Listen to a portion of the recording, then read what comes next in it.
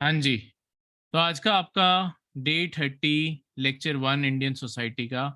आज जो हमने चीज़ कवर करनी है, हमने शुरुआत करनी है बेसिकली आज और कल 2 लेक्चर्स में हम ये चीज़ करेंगे पूरी। वो है आपकी status of women in India, उसका पार्ट 1। सो वुमेन का स्टेटस क्या है इंडिया में, हिस्टोरिकली कैसा रहा है, कहाँ फ़र्क आया है, ये सारी चीज़ें हम इस लेक्चर में आपके पढ़ेंगे। तो सबसे पहले मैंने एक ग्राफ ड्रॉ किया है, history of status of women. ये चार्ट टाइटल नहीं आना था, ठीक है। ठीक, ये तो चीज़ें ऐसी रह गई हैं। तो basically history of status of women ये मैंने ड्रॉ किया, तो इसी कारण ये कॉलम्स ऐसे रह गए।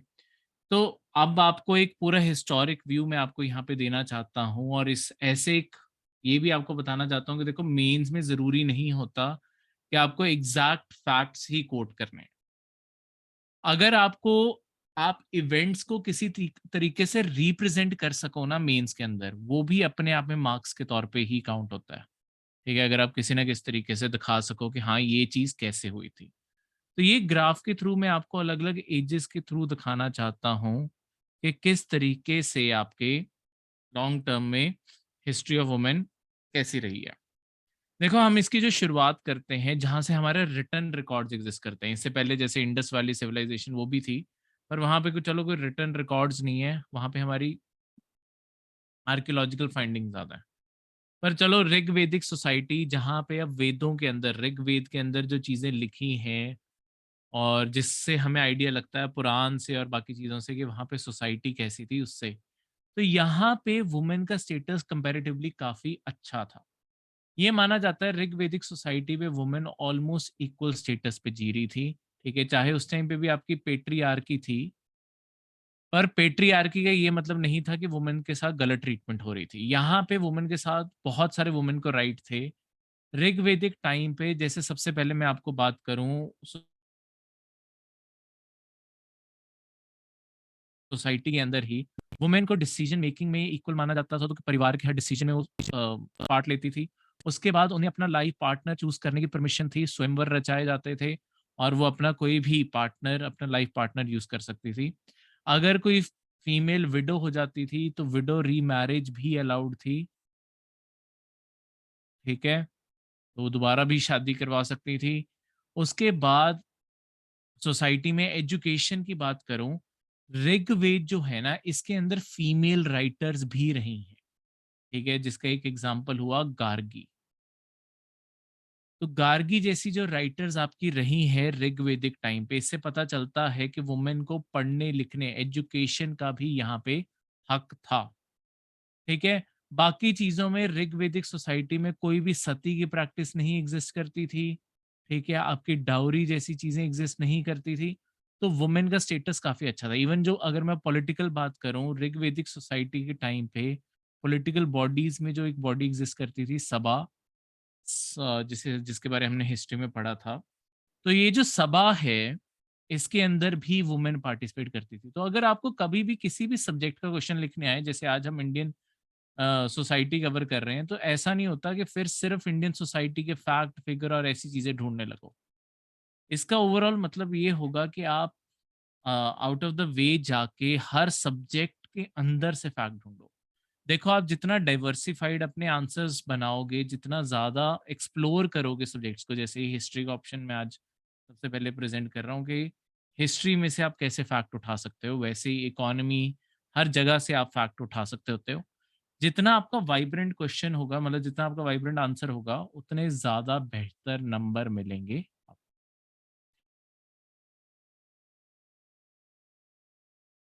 ठीक है? तो ये सारी चीज़ इसलिए। इसके बाद जब तक लेटर वैदिक आए, जब आपके बाकी के 3 वेद लिखे गए, तो धीरे-धीरे क्योंकि सोसाइटी एक जगह पे स्टेबल होने लगी, वुमेन का स्टेटस डिक्लाइन किया, ठीक है? कैसे डिक्लाइन किया? अब इन्हीं सारी चीज़ों में से उन्हें पार्टनर चूज़ करने की परमिशन नहीं रही थी। डिसीजन मेकिंग में अब वो पार्टिसिपेट नहीं करती थी, विडो रीमैरिज अलाउड नहीं रही, एजुकेशन अलाउड नहीं रही, सती आ गई थी, डॉरी आ गई थी। लेटर वैदिक के टाइम पे तो वुमेन को एक पुराण के अंदर, सॉरी पुराण कह दिया, एक ब्राह्मण ब्राह्मण भी आपकी ऐत्रेय ब्राह्मण एक किताब है, उसके अंदर वुमेन को सोर्स ऑफ मिजरी, बुरे दिन शुरू हो गए हैं। अगर किसी बेटी का जन्म किसी घर में हो जाता था तो उसे रेफर किया गया है कि वो सोर्स ऑफ मिजरी, बुरा टाइम शुरू हो गया। ठीक है, तो इस तरीके से तो बहुत बड़ा ड्रॉप आया, जहाँ पे वुमेन बराबर ट्रीट की जा रही हैं, वहाँ से लेके एक ऐसी एज आना जहाँ पे उन्हें सोर्स ऑफ मिज़री बोला जा रहा है, तो ये बहुत ही बड़ा ड्रॉप है, ठीक है? उसके बाद आपके कुछ अनऑर्थोडॉक्स रिलिजन्स भी आने लगे, मतलब हिंदुइज़्म को छोड़ के, ब्राह्मणिज़्म को छोड़ के, बाकी रिलिजन्स भी आने लगे जैसे बुद्धिज़्म और जैनिज़्म। बुद्धिज़्म और जैनिज़्म ने ये स्टेटस थोड़ा-सा दोबारा अपलिफ्ट किया। क्योंकि अब बुद्धिज़्म और जैनिज़्म के अंदर वुमेन को कंपैरेटिवली ज़्यादा फ्रीडम मिलती थी। वो संघ के भी पार्ट थे, ठीक है? तो उन्हें एज़ अ मॉन्क की लाइफ़ जीना भी अलाउड था, वो संघ के भी पार्ट बनते थे। उसके अलावा उन्हें बुद्धिस्ट और जैनिज़ दोनों टेक्स्ट पढ़ने भी अलाउड थे, ठीक है? तो और सती, डॉरी ये रिलिजन्स के अंदर बैन कर दी गई थी। अब ग्राउंड लेवल पे रियलिटीज़ ऑब्वियसली सोसाइटी की थोड़ी-सी अलग रहती हैं, इसी कारण रिलिजन ने अपने आप में इम्प्रूव किया। पर ये तभी उस लेवल से ड्रॉप है क्योंकि अ, अ, ये बेसिक स्टैंडर्ड उतना रह गया। अब इसके बाद इंडिया के अंदर एक ऐसा फेज शुरू होता है जहां पे वुमेन का स्टेटस लगातार ड्रॉप करता जाएगा। जैसे गुप्तास के आते आते आपके, क्योंकि गुप्ता एज के टाइम पे देखो ये इंडिया की गोल्डन एज थी, पर इसके गोल्डन एज के साथ ये वुमेन की गोल्डन एज नहीं थी। यहाँ पे वुमेन को घर से बाहर निकलना भी विदाउट मेल्स एक तरह से बहुत हार्श ट्रीटमेंट के तौर पे देखा जाता था कि ऐसे वो नहीं जा सकती, ठीक है? उसके अलावा जो गुप्ता रूल था, मतलब गुप्तास खुद नहीं कर रहे थे, सोसाइटी अपने आप में कट्टरवाद में इतनी ज़्यादा जाती जा रही थी कि गुप्तास के आते-आते तक जैसे कि आपका, क्योंकि वर्ण सिस्टम जो आपका कास्ट सिस्टम था वो बहुत ज़्यादा कट्टर हो गया था गुप्तास के टाइम पे। आपके जो वुमेन थी, वुमेन को इक्वल स्टेटस दिया गया था शूद्र के। ठीक है? तो ये जो इक्वल स्टेटस दिया गया है वुमेन और शूद्र को, तो ऑब्वियसली शूद्र के साथ भी कौन-सा सही ट्रीटमेंट हो रही थी, तो वुमेन के साथ तो और भी। तो जो शूद्र वुमेन हुई, जो शूद्र वर्ण से वुमेन हुई, उसके साथ तो सबसे बदतर ट्रीटमेंट होगी। तो इस कारण ये आपका धीरे-धीरे वुमेन का स्टेटस बहुत ज़्यादा डिक्लाइन करता रहा है, और डिक्लाइन करने का कारण यही है, हमने इस चीज़ों को ऊपर सवाल करना छोड़ दिया कि ये चीज़ क्यों हो रही है, कैसे हो रही है। फिर इस चीज़ से थोड़ा-सा आगे बढ़ते हुए, अब जब मिडीवल, जब इस्लामिक रूल इंडिया आया, ये इंडिया का लोएस्ट फेज़ था, क्योंकि इस्लामिक रूल के साथ पर्दा, वो जो भ बड़े-बड़े घूंघट होते हैं, वो सब कुछ भी आपके साथ में आ गया, फेस कवर करना, इस्लाम में भी और हिंदुइज़्म में वो बड़े-बड़े घूंघट। तो इस तरीके से वुमेन अब चार दीवारी के अंदर ही बंद रह गई थी मिडीवल इंडिया के टाइम। तो ये लोएस्ट हो चुकी थी, गवर्नमेंट की तरफ से भी कोई हेल्प नहीं थी। ये सबसे लोएस्ट फेज़ था जो इस्लामिक रूल इंडिया के अंदर रहा, मिडीवल इंडिया टाइम पे, वो यहाँ पे आया। अब देखो जब बाद में ब्रिटिश रूल आया, ब्रिटिश रूल के टाइम ये चीज़ें फिर से चेंज होने लगी, ठीक है? ब्रिटिश रूल के टाइम ये चीज़ें फिर से चेंज होने लगी। ब्रिटिश ने, क्योंकि देखो स्टार्टिंग में आके जैसे राजा राम मोहन रॉय, अ, राम मोहन रॉय, ठीक है? ये मूवी मत मान लेना, ठीक है? राजा राम मोहन रॉय का नाम लिखा है। राजा राम मोहन रॉय जो थे, उनके परसुएड करने पे जो लॉर्ड विलियम बेंटिक थे, जो first governor general of India थे, उन्होंने सती के ऊपर बैन लगा दिया। और क्योंकि धीरे-धीरे ब्रिटिश के टाइम पे फिर से एजुकेशन फैल रही थी, तो इंडियन सोसाइटी जो इतनी ज़्यादा कट्टरवाद में जा चुकी थी, वो कहीं न कहीं आपकी लोगों ने सवाल उठाने शुरू किए। राजा राम मोहन रॉय हो गए, ठीक है? उनके अलावा आपके अ, ईश्वर चंद विद्यासागर हो गए। ऐसे बहुत सारे रिफॉर्मिस्ट आए, जिन्होंने सोसाइटी के अंदर ये कास्ट सिस्टम खत्म करने के लिए, सती खत्म करने के लिए, विडो रीमैरिज करवाने के लिए ऐसे बहुत सारे स्टेप्स उठाने शुरू किए। तो ये जो सारी की सारी चीज़ें थी, इसके कारण आपके काफ़ी ज़्यादा इम्प्रूवमेंट देखी आपकी सोसाइटी में ब्रिटिश रूल के टाइम। ब्रिटिश गवर्नमेंट की अपने आप में चाहे थोड़ी हेल्प हो, ज़्यादा नहीं, उन्होंने एक्ट्स पास किए, उन्होंने हेल्प ज़रूर की, जैसे मिनिमम मैरिज की एज उन्होंने फिक्स करवा दी, ठीक है? स्टार्टिंग में तो 13 साल ही थी, वो भी लोगों को लगता था कि बहुत बड़ी है, पर स्टिल इम्प्रूवमेंट्स आनी शुरू हुई, लोगों ने सवाल दोबारा से उठाना शुरू किया कि ये प्रैक्टिस क्यों? इन सारी चीज़ों के कारण जो इम्प्रूवमेंट हुई, उसके कारण आपके ब्रिटिश रूल के टाइम काफ़ी ज़्यादा इम्प्रूवमेंट दिखी वुमेन के स्टेटस में। इसके बाद हमने जब से 1950 में इंडिया का कॉन्स्टिट्यूशन लागू किया है, इंडिया के कॉन्स्टिट्यूशन लागू करने के बाद हमने उसके अंदर कॉन्स्टिट्यूशन के अंदर बहुत सारे प्रोविजंस डाले हैं जो हम वुमेन को इक्वालिटी दे सकें, जस्टिस दे सकें, ठीक है? उनकी अपॉर्च्युनिटीज़ इकोनॉमिक हो, चाहे एजुकेशनल हो, वो सारी इंश्योर कर सकें, उन्हें कोई सप्रेस ना कर सके। ऐसे सारे प्रोविज़न रखे गए हैं। पंचायती राज की अगर मैं बात करूँ, अगर आप कभी कोर्ट करने को आए, तो 33% रिज़र्वेशन वुमेन को दी गई है। तो ऐसी सारी चीज़ें, आप पेपर में ऐसा एक ग्राफ बना के और ऐसे सारे पॉइंट्स अगर डिफाइन कर दोगे, ये पूरी history of status of women को डिफाइन कर देगा कि किस तरीके का स्टेटस रहा है वुमेन का हिस्ट्री में। अब इससे आगे मैं चलूँ, देखो एक मैंने एक छोटी-सी टाइमलाइन प्रिपेयर की है, आपकी नोट्स में इससे भी ज़्यादा डिटेल है, ठीक है? इसके अंदर जो बात की गई है, कुछ ऐसे इवेंट्स की जहाँ पे मैं कह सकता हूँ कि हाँ, ये एक बहुत ही अ, इंस्पायरिंग मोमेंट्स हैं, और कभी आपको पेपर में ये कहीं यूज़ करने हों, तो आप इन फैक्ट्स को यूज़ कर सकते हो, और भी आपके नोट्स में लिखे हुए हैं। जैसे 1848 में Savitri by Phule first Indian woman teacher बनी थी। First woman teacher of India. तो सावित्री बाई फुले और उनके जो हस्बैंड थे, ज्योतिबा राव फुले। ज्योतिबा राव फुले उनके हस्बैंड थे, और सावित्री बाई फुले, इन दोनों ने मिलके पहला स्कूल खोला था लड़कियों के लिए, और उसके अंदर ये दोनों खुद सबसे पहले टीचर बने। तो उसमें से भी, क्योंकि सावित्रीबाई फुले फर्स्ट वुमन बनी टीचर, जिन्होंने आगे पढ़ाने का सोचा। ज्योतिबा राव फुले को आज भी महाराष्ट्र में बहुत माना जाता है। 2 कारणों के कारण, एक तो देखो उन्होंने चलो कास्ट के लिए भी बहुत सारी लड़ाइयाँ लड़ी हैं, पर वुमेन जो हमारा आज मेन टॉपिक है, कास्ट का आगे जाके आएगा, चैप्टर अलग। उसके अंदर ज्योतिबा राव फुले ने अपनी वाइफ को पढ़ाया, तो सावित्रीबाई फुले को कहाँ से नॉलेज आई थी? ज्योतिबा राव फुले ने सबसे पहले अपनी वाइफ को एजुकेट किया। फिर इन दोनों ने मिलके स्कूल खोला, और वहाँ पे ये दोनों ही टीचर थे। इन्होंने सारी की सारी लड़कियों को पढ़ाना शुरू किया। तो वुमेन को पढ़ा के उन्हें एम्पावर करना ब्रिटिश रूल में इस तरीके से शुरू हो गया था, ठीक है? इसलिए कहते हैं कि ब्रिटिश रूल अपने आप में वुमेन की एम्पावरमेंट के लिए बहुत अच्छा रहा है, कि उसने एक शुरुआत कर दी, ठीक है? उससे पहले इंडिया के अंदर नहीं तो वुमेन बहुत ही ज़्यादा सप्रेस थी, जैसे मैंने अभी आपको चार्ट में दिखाया।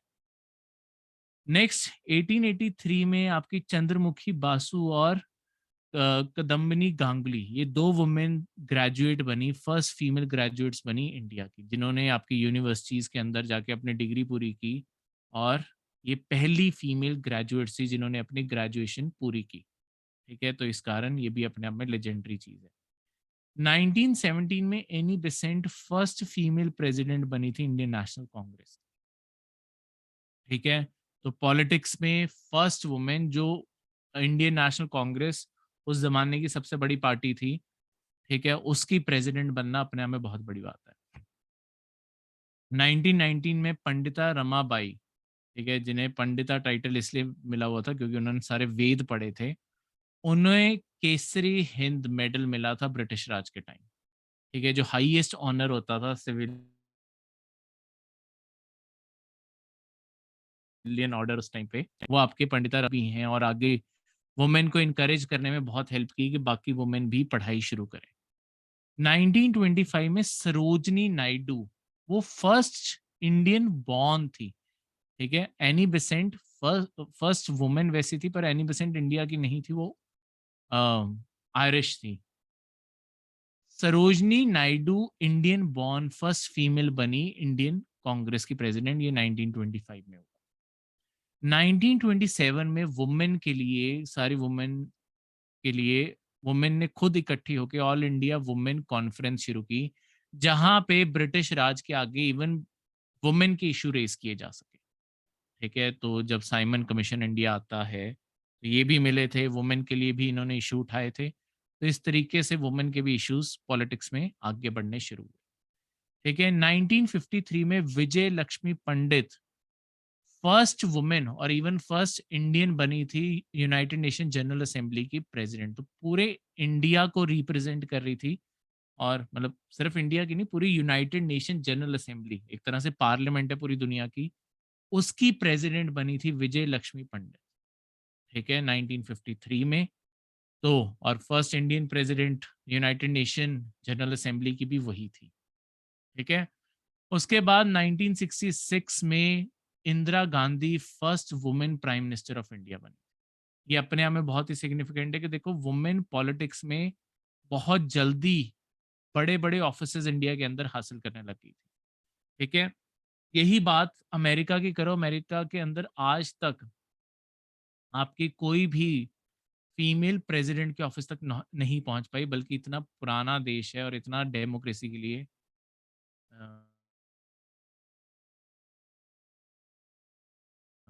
चीख-चिघाड़ा सारी दुनिया में उन्होंने मचाया पड़ा होता है, ठीक है? पर आज तक एक फीमेल प्रेसिडेंट नहीं इलेक्ट कर पाए वो। नेक्स्ट 1989 में जस्टिस एम फातिमा बेबी, वो फर्स्ट वुमेन जज बनी थी सुप्रीम कोर्ट की। पहली बारी सुप्रीम कोर्ट के जज कोई एक फीमेल बनी थी 1989 में, वो थी जस्टिस एम फातिमा बेबी। ये सारे एग्ज़ाम्पल्स आप पेपर में यूज़ कर सकते हो और अपने आप में ये प्रीलिम्स में कभी ना कभी ये क्वेश्चन बन सकते हैं। ये डायरेक्टली आपको ये क्वेश्चन आ सकता है कि स्टेटमेंट भी अपने आप में बन सकती है कि कौन से साल आपकी ऑल इंडिया वुमेन कॉन्फ्रेंस बनी थी। तो और भी फैक्ट लिखे हुए हैं, आपने सारे के सारे स्टडी करने हैं।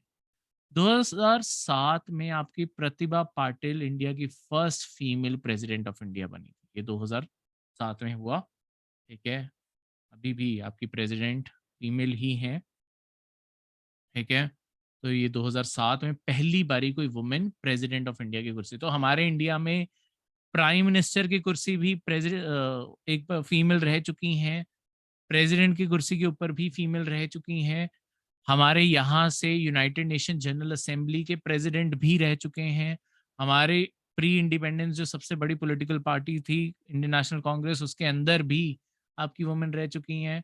हमारे यहाँ पे एजुकेशन के फील्ड में भी बहुत सारा काम किया है, ठीक है? तो इस तरीके से इंडिया के अंदर वुमेन एम्पावरमेंट काफ़ी, ये वुमेन हमेशा एनकरेजमेंट का सोर्स का काम करती हैं। तो आप इन्हें एनकरेजमेंट के तौर पे, एग्ज़ाम्पल के तौर पे, अपने क्वेश्चंस के इंट्रोडक्शन के तौर पे, इन सारी चीज़ों को, इन फैक्ट्स को यूज़ कर सकते हैं। ठीक है? अगर आपको ऑब्वियसली ये चीज़ें याद रखनी पड़ेंगी तभी यूज़ कर पाओगे, तो ये चीज़ें याद रखनी ज़रूरी है। ठीक है? क्लियर है? तो ये सारी की सारी चीज़।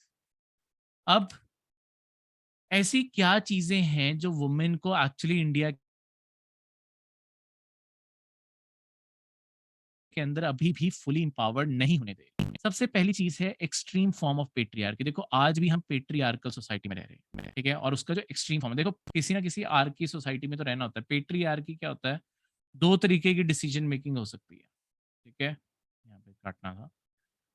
तो आपका 2 तरीके की सोसाइटी हो सकती है, पेट्री और मेट्री। पेट्री का मतलब होता है मेल, मेट्री का मतलब होता है फीमेल। आर्की का मतलब होता है हेड। पेट्रियार्की का मतलब होगा जो घर में हेड होगा, male head of the family होगा। ठीक है? कई इंडिया के अंदर ऐसी भी सोसाइटीज़ हैं जहाँ पे मेट्रियार्की भी एग्ज़िस्ट करती है।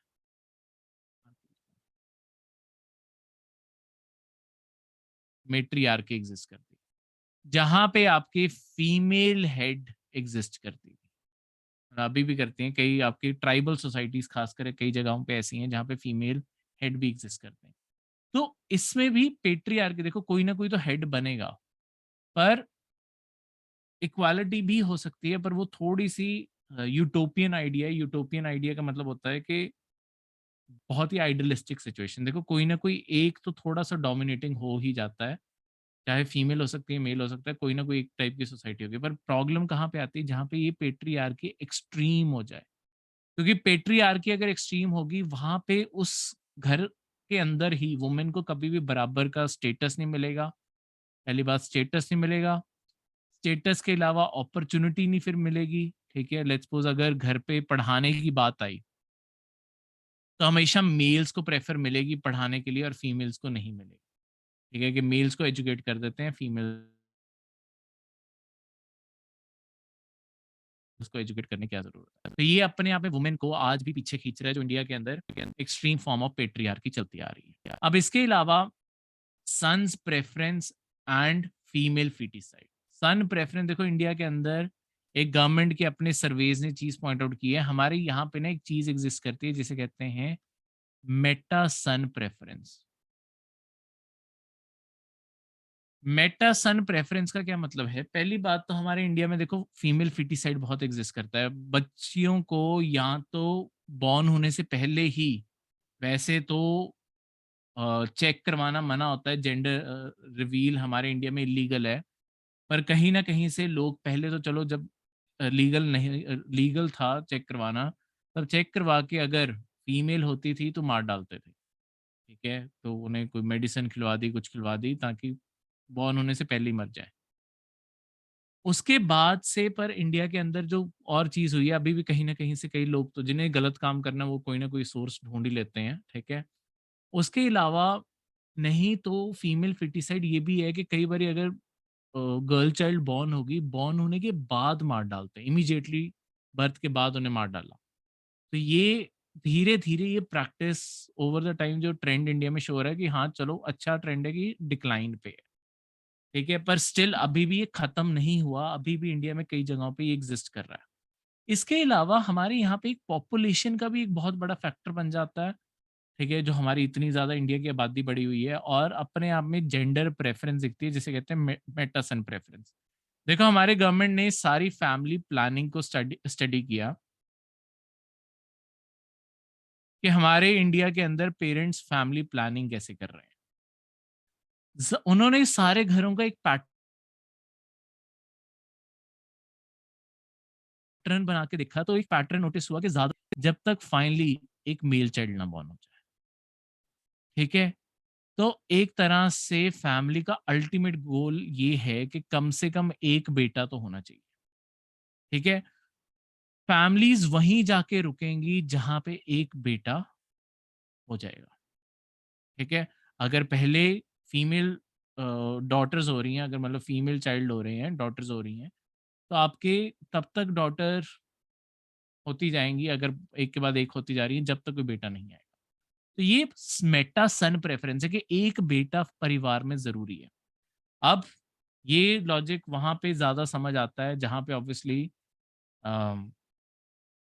कोई बहुत ही ज़्यादा जैसे हमारे इंडिया में जो चीज़ एग्ज़िस्ट करती है, हमारे सिर्फ़ पैट्रियार्की नहीं, पैट्रिलिनियल सोसाइटी भी एग्ज़िस्ट करती है। वैसे तो आज के टाइम में इसका भी एग्ज़िस्ट करने का कोई मतलब नहीं बनता। पैट्रिलिनियल का मतलब होता है, जहाँ पे प्रॉपर्टी जो होती है, पैट्री, फादर से सन को फॉरवर्ड होती है, उसे कहते हैं पैट्रिलिनियल। प्रॉपर्टी किन्हें फॉरवर्ड हो रही है, इससे ऑपोज़िट होता है मैट्रिलिनियल। मदर से डॉटर को प्रॉपर्टी सारी फॉरवर्ड हो रही है। तो आज पहले के ज़माने में होता था कि बेटा होगा, बेटे को प्रॉपर्टी देनी है। इंडिया के अंदर जितनी गरीबी है, देखो इतनी प्रॉपर्टी तो है नहीं। तो पहली बात तो ये लॉजिक उस सेंस से ठीक नहीं है। दूसरा, प्रॉपर्टी किसी को भी दी जा सकती है, प्रॉपर्टी ज़रूरी थोड़ी है कि मेल को ही मिलनी है, ठीक है? तो इस कारण आपके किसी भी तरीके से आप इसकी प्रेफ़रेंस देख सकते हो। दूसरा मतलब इसी चीज़ में फिर ऐसा क्या है कि लेट्स सपोज़ पहला चाइल्ड ही मेल हो गया, फिर इंडियंस की प्रेफ़रेंस है कि एक चाइल्ड कोई भी और हो जाए, चाहे वो एक और मेल हो, चाहे एक फीमेल। वो डिपेंडिंग वो फ़र्क नहीं पड़ता, पर कम से कम एक मेल चाइल्ड की जो प्रेफ़रेंस है, वो उसे हम मेटा सन प्रेफ़रेंस रेफ़र करते हैं, ठीक है?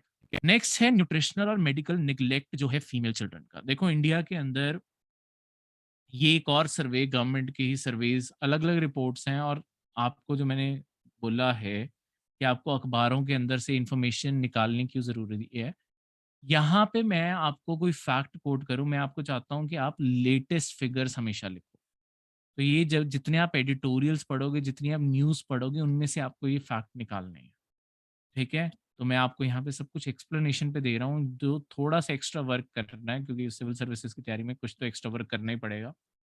तो वो आपकी न्यूट्रिशनल और ऐसे सारे फैक्ट अ, किसी भी चीज़ के मिलते हैं, ये चाहे इस लेक्चर के बाद रिसर्च करके रख लो अलग से या जैसे-जैसे एडिटोरियल आएँगे वैसे-वैसे रिसर्च करते अब यहाँ पे ये जो न्यूट्रिशनल और मेडिकल निग्लेक्ट है, इसका क्या पॉइंट है? बेसिकली ये भी गवर्नमेंट ने पॉइंट आउट किया कि खासकर जो पुअर फैमिलीज़ हैं ना, ठीक है? यहाँ पे ये पॉवर्टी वाला पॉइंट भी साथ में ही आ जाता है। पॉवर्टी एक बहुत बड़ा रोल प्ले करती है कि फीमेल्स के साथ कैसी ट्रीटमेंट होती है। जहाँ पे तो देखो पैसा ठीक-ठाक है, डिस्क्रिमिनेशन होने को वहाँ पे भी हो सकती है, बहुत जगहों पे दिखता है, पर चांसेस अपने आप कम हो जाते हैं। पर जहाँ पे पॉवर्टी आ जाती है ना, पॉवर्टी के साथ इश्यू क्या है, यहाँ पे जितनी परिवार के साथ जो रिसोर्सेज़ हैं, रिसोर्सेज़ कहीं न कहीं लिमिटेड रहेगी।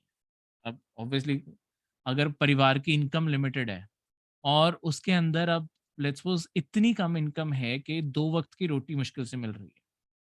तो ऐसी जगहों पे आपकी गवर्नमेंट ने ये चीज़ पाई है कि सबसे पहले खाने की प्रेफ़रेंस ना हमेशा मेल्स को मिलती है, ठीक है? मेल एडल्ट को मिलेगी,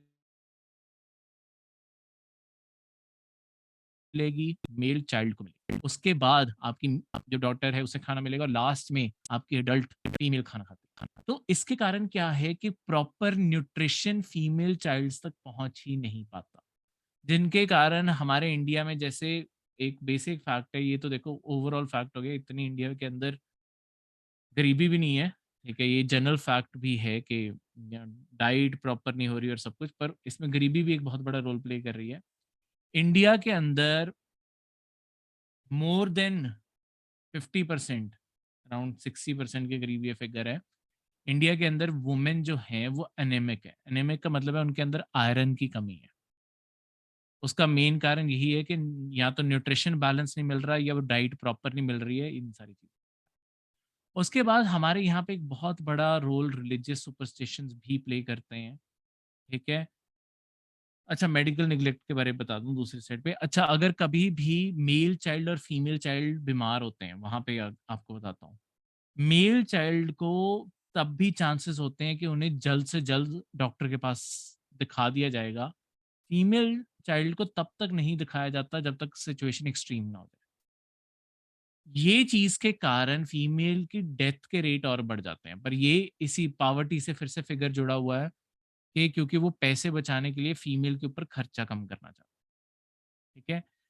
रिलीजियस सुपरस्टिशन देखो हमारे रिलीजन अपने आप में बायस्ड नहीं है, पर ऑब्वियसली जो रिलीजन को चला रहे हैं वो लोग बायस्ड है। ठीक है? तो इस कारण जो भी मिथ, बिलीफ्स प्रमोट किए गए, अगर आप खुद रिलीजियस बुक्स पढ़ोगे, बुक्स के अंदर ऐसे कोई मिथ्स और वो नहीं है, ठीक है? जो ओरिजिनल बुक्स हैं। पर जो सुपरस्टिशंस प्रमोट किए गए, कहीं न कहीं वो सोसाइटी में वुमेन को आज भी दबाते हैं। आज भी तो उन्हें कई जगहों में घर से बाहर भी निकाल दिया जाता है, ठीक है? तो ऐसी सारी प्रैक्टिसेज़ ये सारी चीज़ें सुपरस्टिशन से जुड़ी हुई हैं। डॉरी एक बहुत बड़ा जो फीटिसाइड का कारण था ना, वो हमेशा से डॉरी था। देखो, डॉरी अपने आप में एक तरह से फाइनेंशियल बर्डन है। अगर तुम्हें पता है कि जब भी डॉटर की शादी की, तुम्हें लाखों करोड़ों डिपेंडिंग ऑन फाइनेंशियल स्टेटस कि पैसे इतने सारे या जो भी चीज़ें देनी पड़ जाएँगी, तो अपने आप ही किसी भी पर्सन की हालत खराब हो जाए। इसी कारण ये डॉरी को जब फाइनेंशियल चीज़ों से जोड़ा, बहुत सारे लोगों के मन में यही आने लगा कि अब पैसा है, पैसे का जड़ क्या है? शादी, शादी किसकी? डॉटर की, डॉटर को ही उन्होंने खत्म करना शुरू कर दिया। तो जब तक हम एक बहुत बड़ा फैक्टर ये है कि जब तक हमारी सोसाइटी से डॉरी खत्म नहीं होगी ना, हम लेन-देन बंद नहीं करेंगे, तब तक फीमेल फीटिसाइड एक्चुअली खत्म नहीं हो सकता और वुमेन का स्टेटस बराबर नहीं हो सकता। क्योंकि हम एक इंडिविजुअल को पैसे के साथ जोड़ रहे हैं। तो ये चीज़ खत्म करनी बहुत ज़्यादा ज़रूरी है सोसाइटी में, ठीक है? नेक्स्ट है पॉलिटिक्स। देखो पॉलिटिक्स में अगर हमारे पॉलिटिक्स की बात करें, पॉलिटिक्स में आज तक हमारी पॉलिटिक्स ही बराबर नहीं हो पाई। हम रिज़र्वेशन की बात करते हैं, पंचायत के अंदर वुमेन को रिज़र्वेशन भी दी है। पर अगर आप रिज़र्वेशन देखो, वुमेन को पंचायत के अंदर सिर्फ 33% रिज़र्वेशन दी है। सारी कैटेगरीज, चाहे वुमेन एससी हो, एसटी हो, जनरल हो, ओबीसी हो, जितनी भी पंचायती और म्यूनिसिपैलिटी लेवल पे रिजर्वेशन होती है उसमें से 33% सीटें रिजर्व्ड है।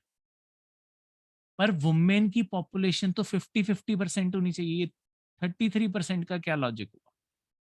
ठीक है, अगर रिजर्वेशन देनी थी तो बराबर होनी चाहिए थी, ताकि रिप्रेजेंटेशन बराबर बने। और ये सिर्फ पंचायत तक लिमिटेड है। हमारी लेजिस्लेचर जो हर स्टेट के अंदर आपकी विधानसभाएं हैं, उनके अंदर कोई रिजर्वेशन नहीं है। इसी कारण आपकी वुमेन की वहां पे रिप्रेजेंटेशन के नंबर देखो 11-11% है। तो यानी कि आपकी 50% भी वुमेन आपकी पॉलिटिक्स में नहीं आ पाती। पार्लियामेंट की फिगर देखो, पार्लियामेंट की ये 11-15% के पास ही है, तो बहुत ही लो फिगर है। इसी कारण है क्योंकि वुमेन को, अगर देखो जैसे मैंने आपको कंपेयर करके बताया कि वुमेन को एक टाइम पे जो कास्ट सिस्टम में जिन्हें अनटचेबल्स और ये सब कुछ रेफर किया जाता था, वुमेन को उनके बराबर स्टेटस पे रखा था। अगर हम अपलिफ्टमेंट कर रहे हैं तो हमें वुमेन की अपलिफ्टमेंट करने की भी बहुत ज़रूरत है, through out the spectrum, her category की। ठीक है? तो ये इस तरीके से। नेक्स्ट, एजुकेशन की बराबर अपॉर्च्युनिटीज़ नहीं मिलती। बहुत सारे फिगर्स, फैक्ट ये चीज़ को सपोर्ट करते हैं कि वुमेन को कॉलेज लेवल एजुकेशन तक तो पहुँचने ही नहीं दिया जाता। ठीक है? तो ये चीज़, ये था आपका आज का लेक्चर। कल हम इसी इश्यू को और आगे डिस्कस करेंगे और गवर्नमेंट के कुछ इनिशिएटिव्स को भी डिस्कस करेंगे।